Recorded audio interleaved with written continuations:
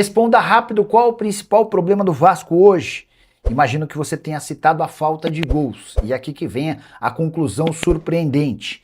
Desde que o Pedrinho se tornou presidente do Vasco, o clube gastou quase 200 milhões de reais em atacantes. E a verdade é que esses 12 reforços, que totalizaram 188 milhões de investimento, não deram conta do recado. Bora pra lista? O Brenner, o mais caro de todos, 31 milhões de reais. Inestrosa, reserva do reserva, 30 milhões de reais. Andrés Gomes, o único que se saiu bem, também custou 30 milhões de reais. Colídio, recém-contratado, 23 milhões. Nuno Moreira, 20 milhões de reais. Garré custou 15 milhões de reais. Maxime Domingues, 12 milhões. Spinelli, de pouquíssimo e baixíssimo aproveitamento, 10 milhões e meio de reais. E o Lloyd, 9 milhões de reais. Teve ainda o Jean Davi com 8 milhões de reais. Alex Teixeira e Emerson Rodrigues chegaram sem custos. A pergunta que eu faço para você, de todos esses que eu citei, qual foi o pior custo-benefício? E qual aquele que você não contrataria? Em hipótese alguma, o espaço para comentário está aberto para a gente ouvir aquilo que você pensa, beleza?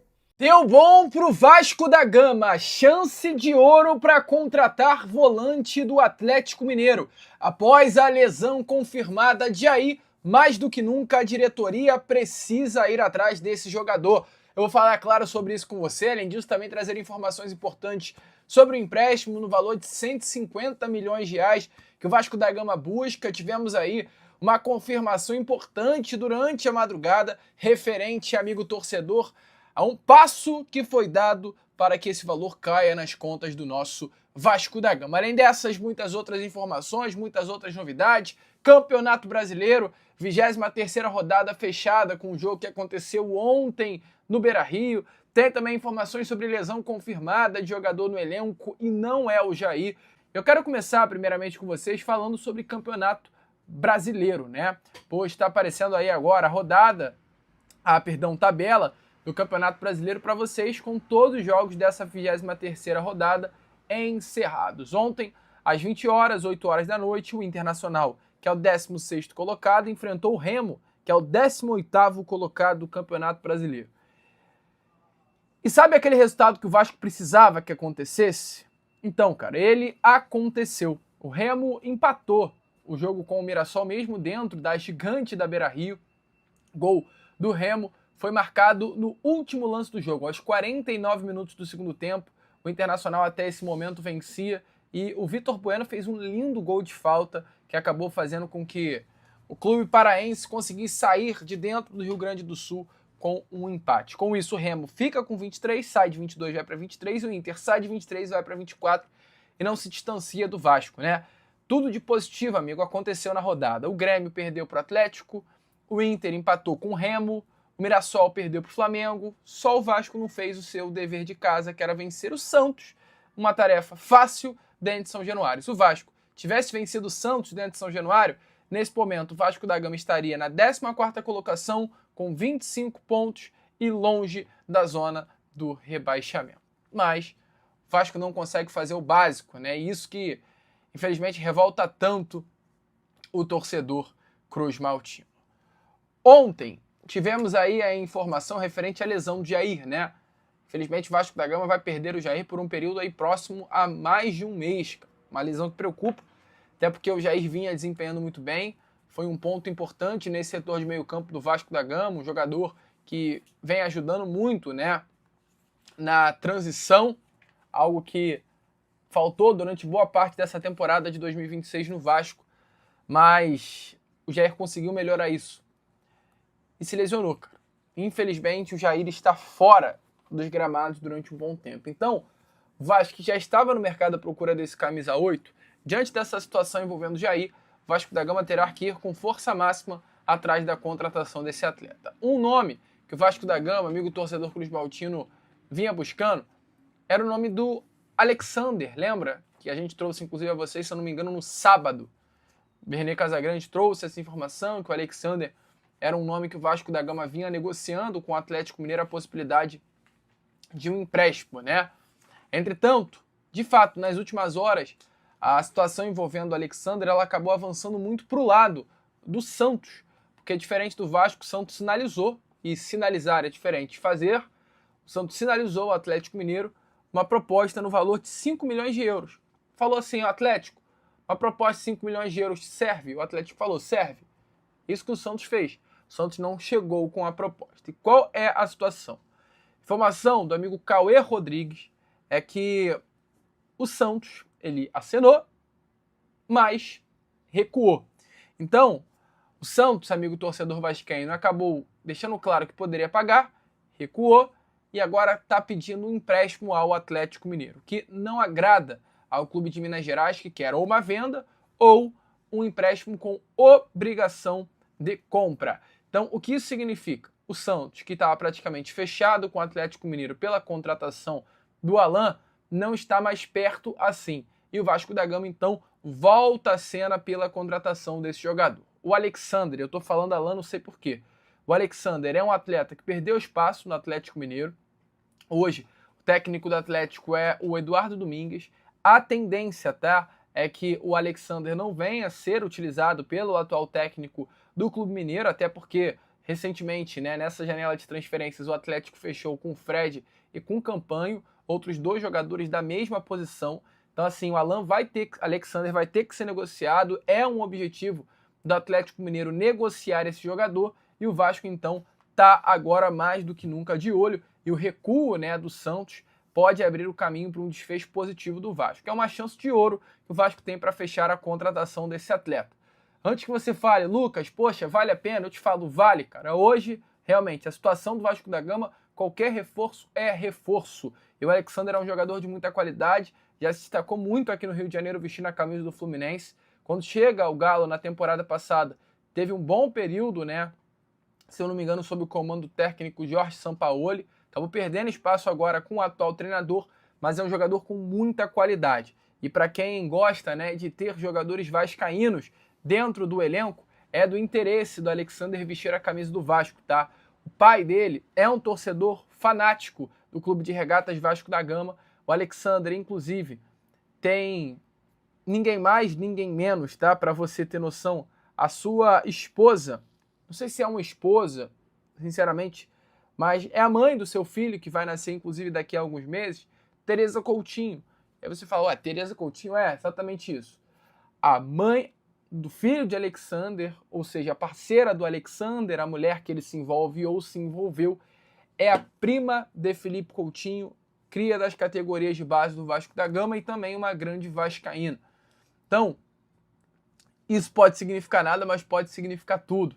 É o Alexander se envolvendo com alguém da família de Felipe Coutinho, a prima do cria das categorias de base, é o pai do Alexander vascaíno, então tem muito Vasco envolvido nessa história, é do interesse do Alexander vestir a camisa do Vasco da Gama. Então vamos ver, cara. Com essa lesão do Jair, o Vasco precisando desse 8, o Santos recuando, é uma oportunidade importante para o Vasco conseguir fechar a contratação do volante do Atlético Mineiro. O Vasco precisa de um jogador para essa posição, perdendo o Jair mais do que nunca. Isso não se torna apenas uma urgência, se torna mais do que uma necessidade. Show? Deixa aí agora, claro, a sua opinião nos comentários sobre toda essa situação. Bom, amigo torcedor, vamos continuar com esse nosso Acorda Vascão. Quero falar com vocês, amigo torcedor, com relação a um nome, né? A gente está falando tanto de lesão, que é o nome do Paulinho. Muito tem se perguntado, cadê o Paulinho? O que está acontecendo com o jogador, né? Ele nunca vai ser utilizado, porque ontem, né, o Cuiabano suspenso, o Lucas Piton atuou durante toda a partida, muito mal, inclusive estou cansado do senhor Lucas Piton. E quem entrou no lugar do Lucas Piton na segunda etapa, quando foi substituído, foi o Puma, improvisado no lado esquerdo. Cadê o Paulinho? O que está acontecendo? É uma situação. O técnico do Vasco, Pedro Emanuel, foi questionado sobre esse lateral esquerdo, que chegou nessa janela de transferência do América Mineiro, e respondeu da seguinte forma, que eu trago a vocês aí. Se liga só. Estou respondendo também muito claramente a isso. O Paulinho tem estado condicionado nas últimas 2 semanas. Tem tido uns problemas de adutor e achamos por bem poupá-lo durante algum tempo para ver se ele recupera completamente. Regressou há 2 dias para integrar com o grupo e por isso mesmo não achei que estivessem em condições neste momento e como disse, e bem, chegou há pouco tempo, chegou na mesma altura que eu cheguei e precisa de se adaptar a uma nova realidade. O torcedor vascaíno, então, como vocês viram aí, né, Essas foram as palavras do técnico Pedro Emanuel sobre o lateral esquerdo Paulinho. Muito chato, cara. O jogador que foi contratado nessa janela de transferências nem sequer estreou pelo Vasco da Gama por conta de problemas de lesão. É completamente surreal, né, cara? Tem coisas assim que realmente só acontecem com o nosso Vascão. Para encerrar com você este nosso Acorda Vascão, ontem, pelo menos, uma grande notícia, né, que saiu aí poucas horas antes do início da madrugada, relacionada ao empréstimo no modelo de IP. O Vasco busca, né, nesse momento, o empréstimo junto à empresa de Marcos Lamarca, a empresa essa que foi criada, né, para comprar a SAF Cruz Maltina, que é a Almirante Participações. O Vasco da Gama, amigo torcedor Cruz Maltino, então pediu à Justiça o aval para que a empresa de Marcos Lamarca pudesse realizar um novo empréstimo, dessa vez no valor de 150 milhões de reais. Importante lembrar que o empréstimo no valor de 40 milhões de reais já foi feito em meados do mês de julho. E a juíza Simone Gastesi Chevran, da 4ª Vara Empresarial do Rio de Janeiro, em despacho ontem, dia 17 de agosto, definiu o procedimento que vai anteceder aí a análise, né, do pedido feito tanto pelo Vasco, SAF, quanto também pelo Clube de Regatas Vasco da Gama para a contratação desse novo empréstimo, inclusive um empréstimo tratado como emergencial pelo Cruz Maltino. A magistrada, ela determinou o seguinte, tá? Que primeiro se manifestem os interessados no processo, com destaque para o Comitê de Credores, caso tenha sido constituído. Depois, a ordem vai ser administrador judicial, watchdog, gatekeeper e o Ministério Público. Somente após essa sequência de manifestações, o pedido poderá retornar para apreciação judicial. E ontem, na parte da noite, tivemos aí um primeiro parecer favorável. Foi o parecer do administrador judicial, tá? Esse parecer foi dado, né, como favorável para que o Vasco receba esse empréstimo no modelo de AIP, no valor de até 150 milhões de reais, e agora falta o parecer do Watchdog, do Ministério Público e do Gatekeeper. Após isso, volta para a juíza dar o ok e, consequentemente, tudo dando certo, o Vasco receber esse empréstimo no valor de 150 milhões de reais. A situação é essa, o Vasco corre, é uma excelente notícia, o Vasco precisa de dinheiro, e eu te falo, tá? Não se iludam com reforços se o Vasco não conseguir fazer esse empréstimo. A gente falou do Alexander hoje. Se o Vasco não conseguir o empréstimo de 150 milhões de reais, esqueçam o Alexander. O Vasco não tem potencial para contratar o atleta. A situação é muito clara com relação aos reforços que o Vasco poderá ou não trazer pela sua situação financeira. Justiça aperta o cerco na administração da SAF do Vasco, faz cobranças e estipula prazos e principalmente valores. Você vai entender. Preparação para o jogo com o Olímpia. Quem é John Mercado? Atacante que o Vasco quer, que quase não faz gols. Será? Bom, quinta-feira tem jogo com o Olímpia, a delegação embarca para Assunção, novo empate, pênalti.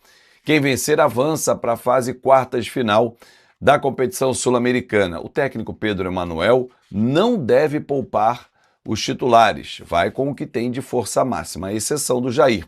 Jair fez um exame ontem, diagnosticado uma lesão de grau 3 na coxa, e ele vai ficar parado até o mês. Ontem, alguns grupos, alguns vascaínos assim, Fábio, pô, não é possível, o Jair é de vidro, e parará, gente.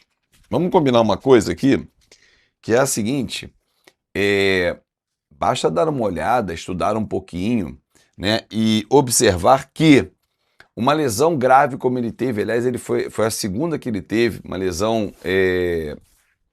LCA, né? A volta de um atleta de alta performance, ela está condicionada a novas lesões, sim. É totalmente normal, faz parte do protocolo. Às vezes, alguns atletas têm lesões de uma gravidade maior, como foi essa, uma gravidade menor, até que ele esteja 100%, e aí essas lesões tenham sejam minimizadas. Então, assim, não é de vidro, nada disso, gente. Faz parte. Em muitos casos, os atletas às vezes levam mais de um ano pós-liberação do DM para apresentar o alto nível. Ah, mas então forçaram o Jair. Não.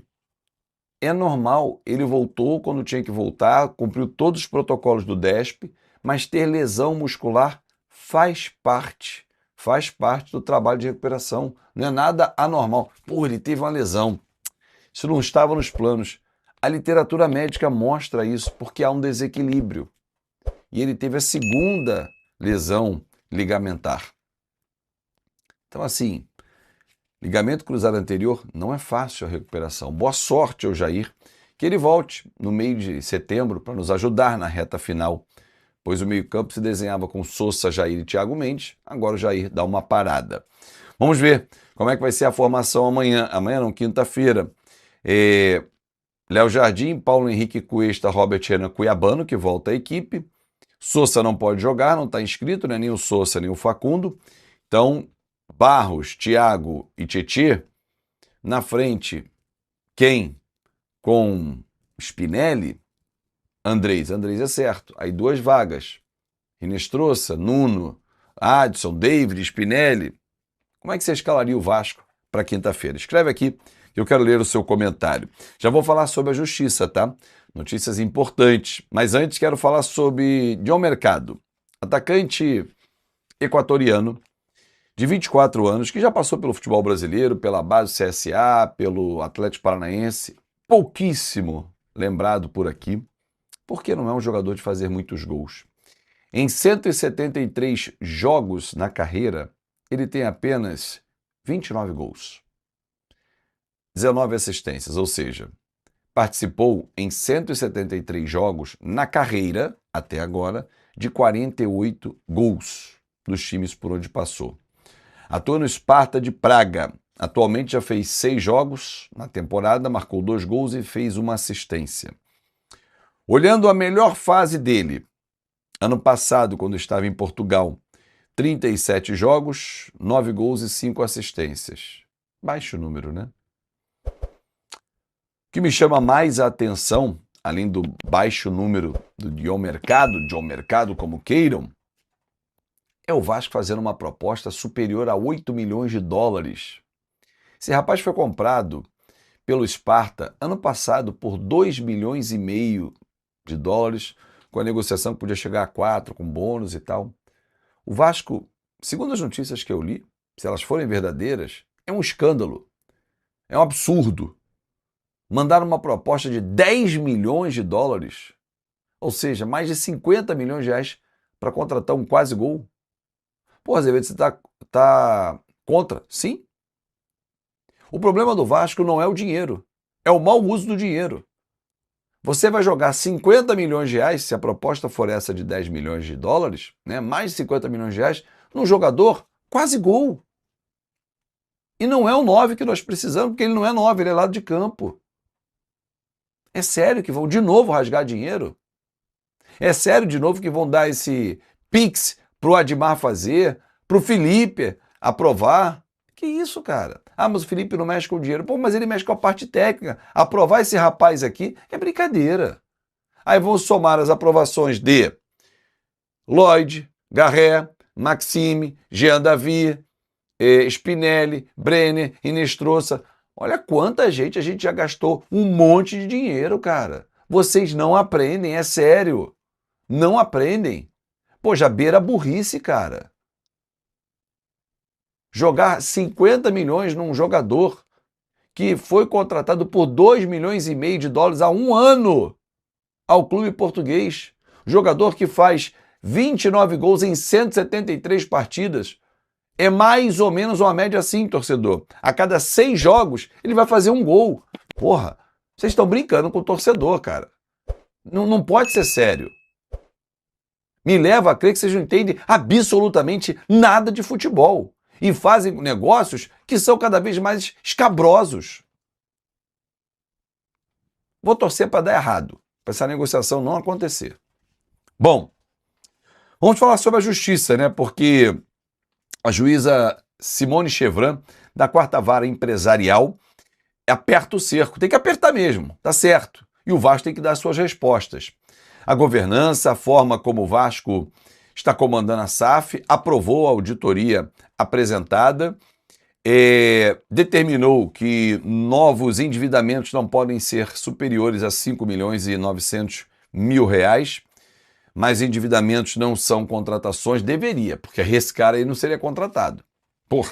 Mas enfim, o Vasco não está proibido de contratar, mas tem que apresentar sempre os seus argumentos. Aliás, ontem